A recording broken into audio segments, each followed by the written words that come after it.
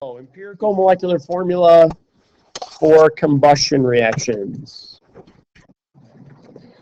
All right, so working our first example here. So we got a compound. It's composed of carbon, nitrogen, and hydrogen. Okay, so we've got some compounds composed of carbon, nitrogen, and hydrogen. We don't know the subscripts. We don't know what those are. Okay, we do know the mass when 0.1156 grams of this compound is reacted or burned or combusted with oxygen, right? So plus O2. 0.0163 grams of carbon dioxide is made, so CO2 is made, and we're making 0.1638 grams. So I'm kind of just writing all this out to kind of, put it out there.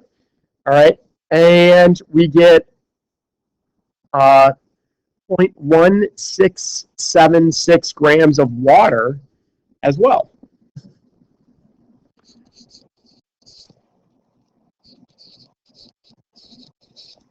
And because there's nitrogen in here too, we've got to put N2 out there as well. But we don't know the mass of that. We don't know the mass of that one. Okay, so I'm just going to put a question mark there for right now. And they want to know, okay, well, what's the empirical formula of the problem? All right. Okay. So we have some information, but we're going to have to do a little work to figure a few things out, right? We know the nitrogen is in here, right? Some portion of this mass has nitrogen in it, okay? We also know that the carbon has to come from here as well, right? And the hydrogen has to come from that compound as well. So if we figure out what the grams, of this portion right here, how many of grams the carbon actually makes up of that 0.1638, and how many grams of the hydrogen that makes up, we know two of the three pieces, and we could figure out how much nitrogen in grams is left over. Okay, so right now it might seem a little abstract, so let's do a little work here. We're going to figure out, first thing I want to do, I want to ultimately figure out how many grams of carbon that I have in the CO2. Okay, so in order to do that, I'm going to start with 0.1638 grams of CO2, and I want to get into moles. Okay, so in 1 mole of CO2, there are 44.01 grams. And we want to get into moles of carbon. Right, we got to figure out how many moles of carbon we have. So in 1 mole of CO2, I have 1 mole of carbon, right? So I've got 0.1638 divided by 44.01 times 1 divided by 1. That gives me 0.0037 moles of C. Okay, and I'm going to need that number.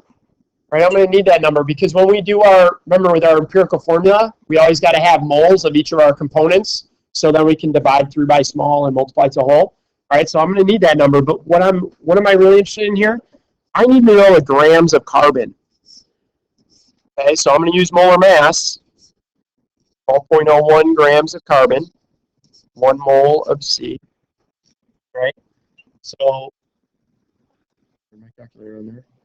0.0037 times 12.01. There we go. There's 0.0444. What you guys got? Maybe I rounded that other one off a little too soon. Grams of C. Okay.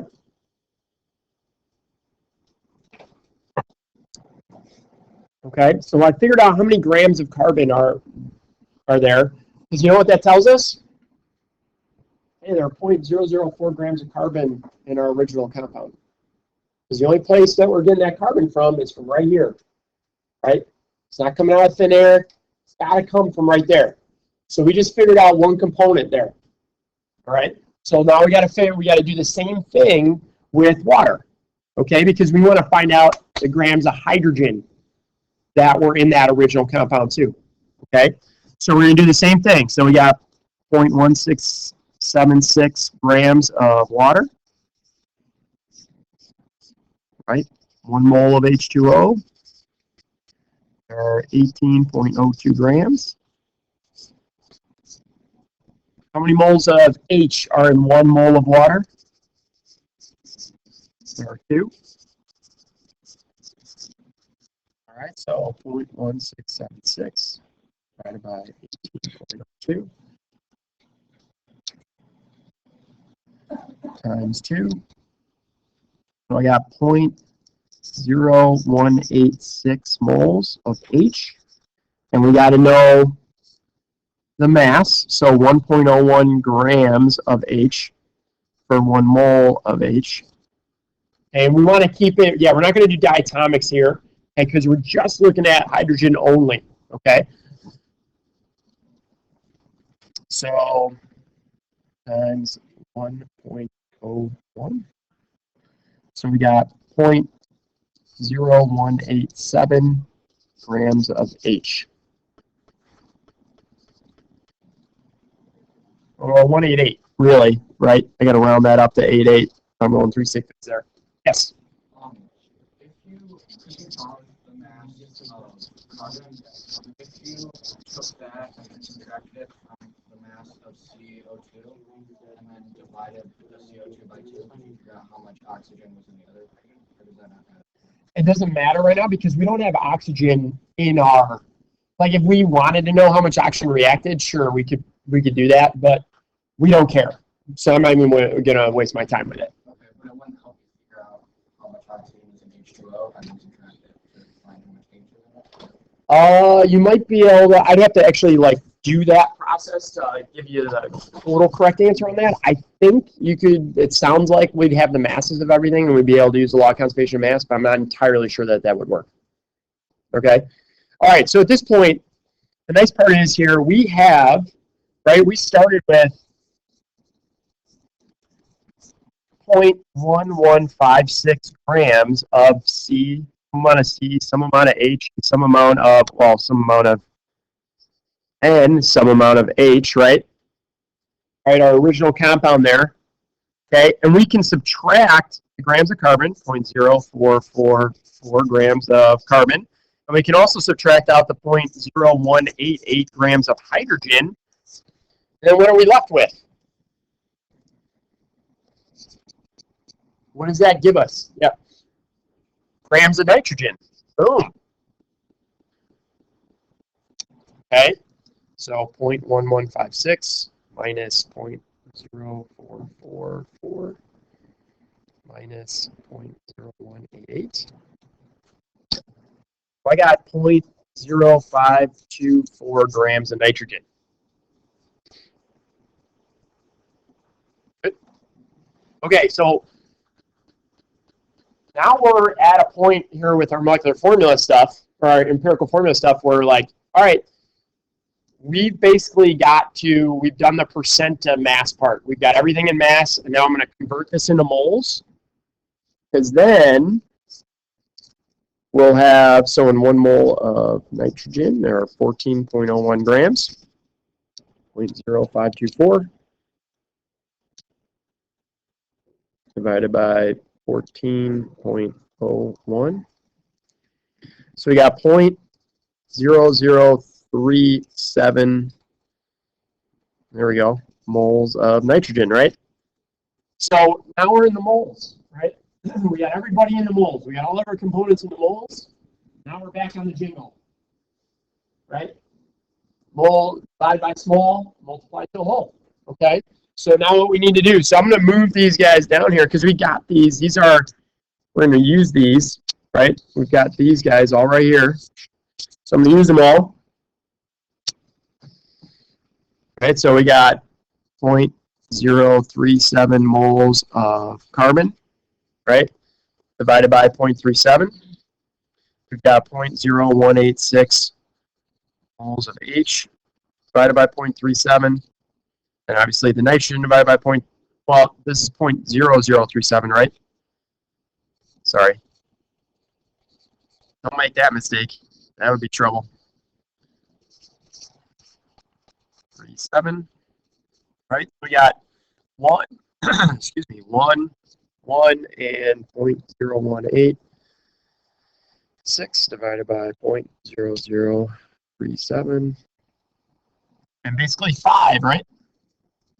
Here we go. Okay, so empirical formula here is CH510.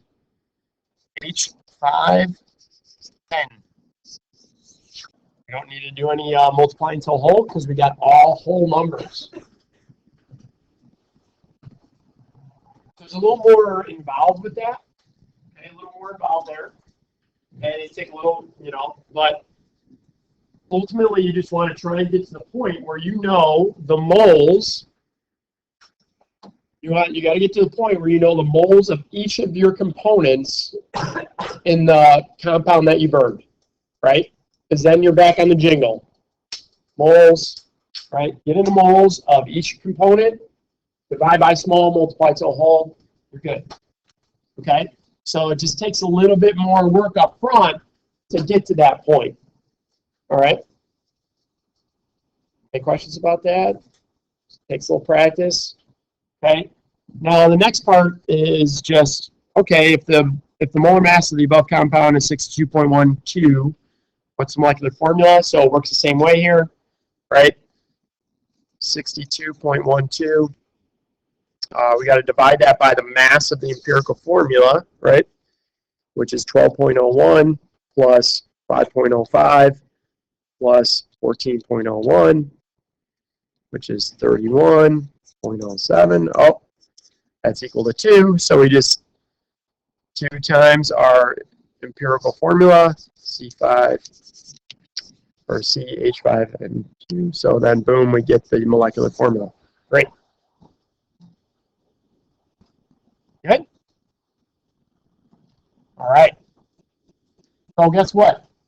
We got 7 minutes. So the bell's gonna ring here. So